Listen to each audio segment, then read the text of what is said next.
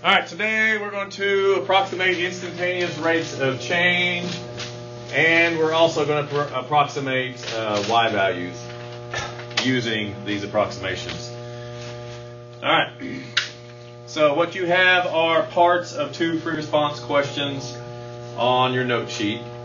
Okay, so these are from actual free response questions from actual calculus tests.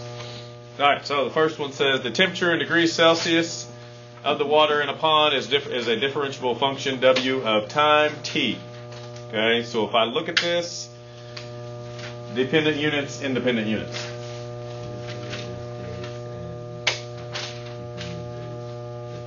Very good. So dependent is the temperature in degrees Celsius, and the independent is days. All right, it says use the data from the table to approximate W prime of 12. Show the computations that lead to your answer indicate units of measurement. All right, what is W prime of 12? It's the instantaneous rate of change. So if I don't have the ability to find an instantaneous rate of change, what do you think I'm going to do to approximate it? What? I'm going to find A-rock, because what do I know about A-rock and I-rock? They have to equal each other somewhere. So if I have a window of time and I get that window smaller and smaller and smaller, what's going to happen between A-rock and I-rock? They're going to be closer together. Okay. The bigger my opening is, my A-rock might not be very close to my I-rock. But if I've got a pretty small window, then my I-rock and A-rock are going to be pretty close to each other. Okay. So what we want to do is we want to approximate W prime of 12 using an A-rock that's pretty close to 12. So what time interval do you think we want to use here to approximate our A-rock? Go ahead, Maddie. 9 and 15 days. All right, 9 and 15 days will work for me. Okay, so I'm going to do W of 15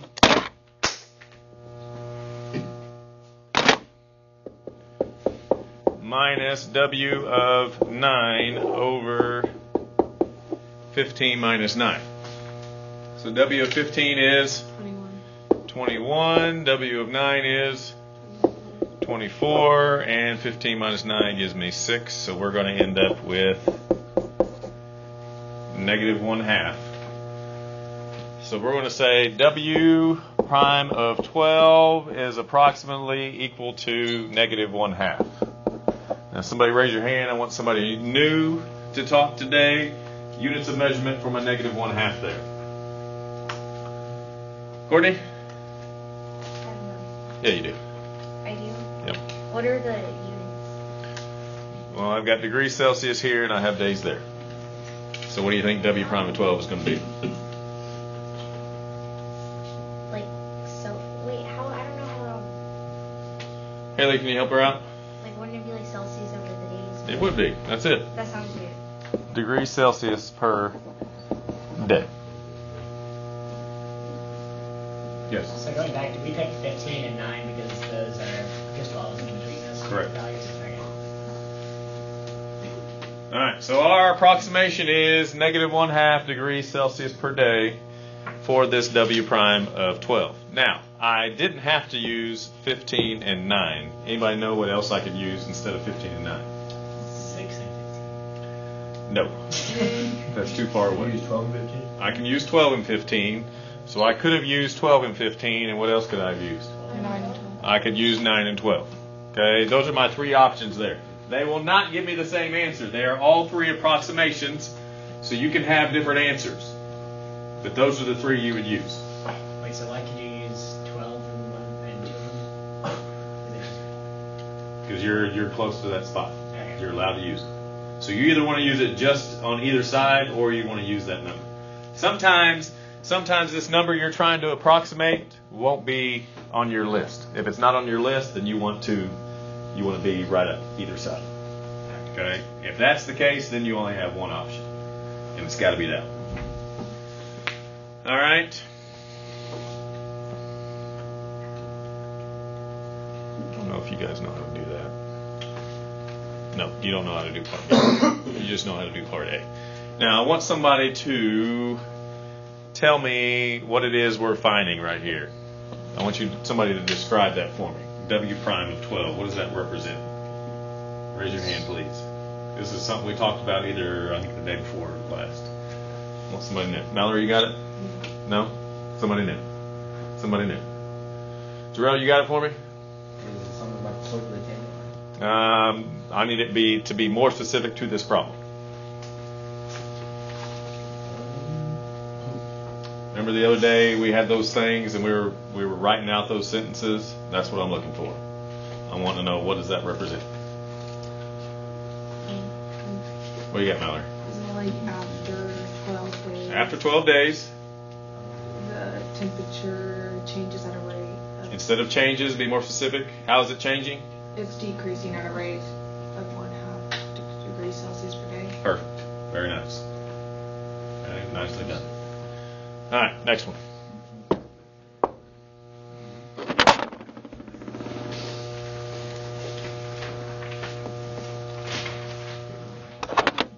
All right.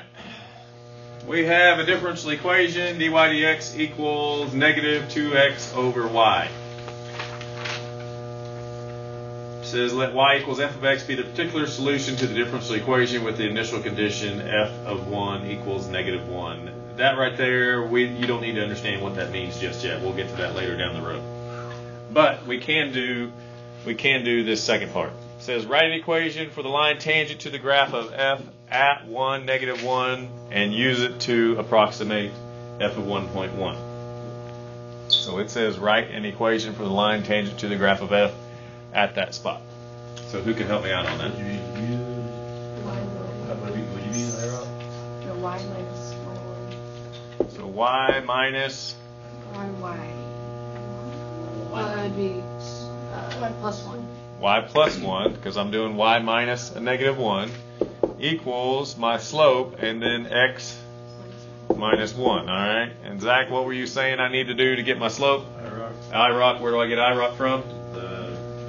The derivative, so I plug into the derivative, so I plug those values into my derivative to get my IROC.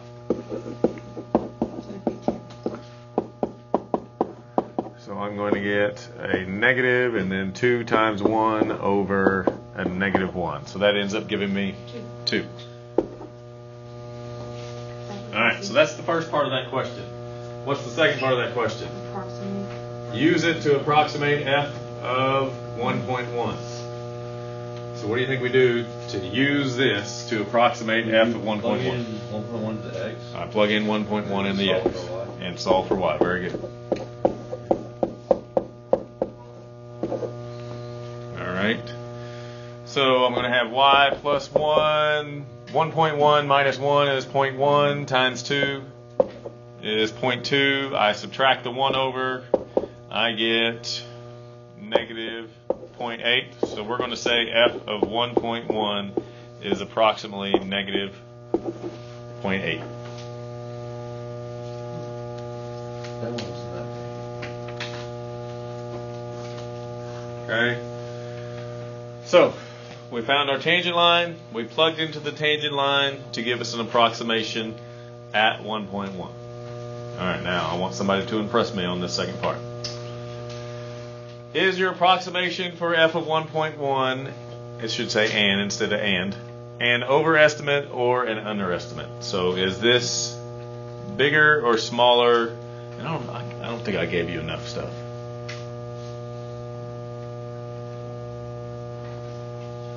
I think I needed to give you something else. Yep, I was getting ahead of myself. Did you have something, Ivan? Where were you going to get it? Well, the temperature interval between 1 and -1. Distance between 1 and 1 is 2. So, then you divide by 2 because there's 2 points, right? So that'll give you about 1, and 1 is less than 1.1. So you understand? All right. Well, we're not going to be able to get to it, but I can talk to you about it. So I could say this right here is 1. There's my tangent line, and then my other option is I could say this is 1, and there's my tangent line. So then I could say f of 1, or I could say 1.1 would be here, and then 1.1 would be here. Okay. So this is the actual function. This is my tangent line. Would this spot right here be an overestimate or an underestimate? Is it bigger or smaller than the actual value at 1.1? It's an underestimate because the actual value at 1.1 is up here. Okay? On this one, is this that's on the tangent line bigger or smaller than the actual value?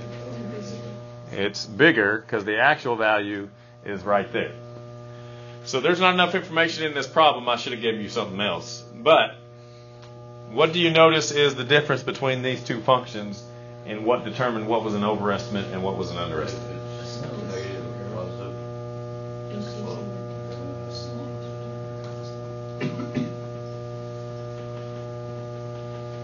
What's the difference between this function and that function?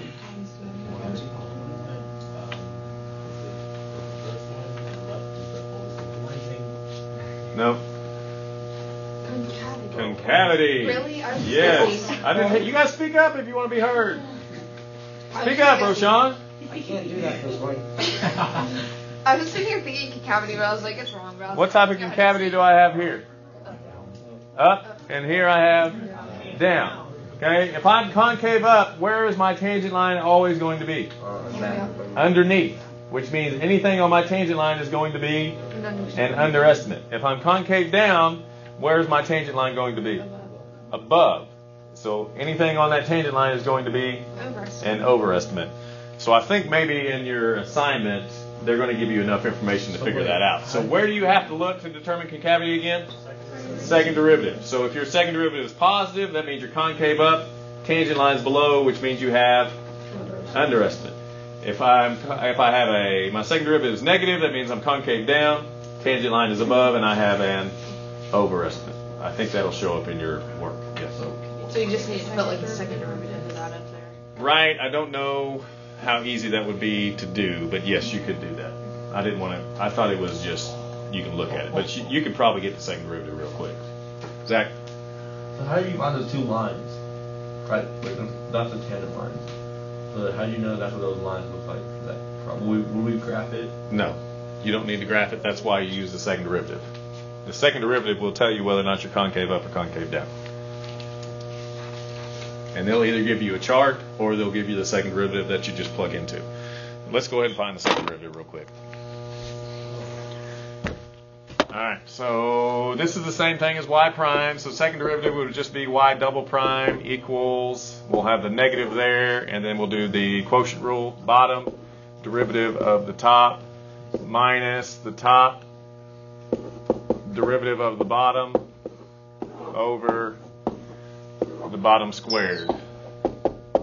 So I have the negative, I have 2y minus, what do I do with this y prime? You want to get it by itself. Well, remember y prime equals this, so that means I can plug that in there. What's going to happen when I plug that in there? Well, never mind. It doesn't do what I thought it would do. So the negatives are going to cancel, and that's going to give me 4x squared over y, and then over y squared. Now I would just plug in my 1 and negative 1. So that's going to give me a negative, and then that's going to be negative 2. That's going to be 4. So that's going to be a negative 4. And then the bottom is going to be 1. So we're going to end up with positive 6. So my second derivative is positive, which means it's concave up. So that means the estimate I found is an underestimate. All right, so that is approximating instantaneous rates of change and then using a tangent line to approximate function values. Okay, you should find it to be pretty simple stuff. Okay, and when this shows up on the test, both of these problems always show up in free response. Make sure you get those points. Those are easy points to figure.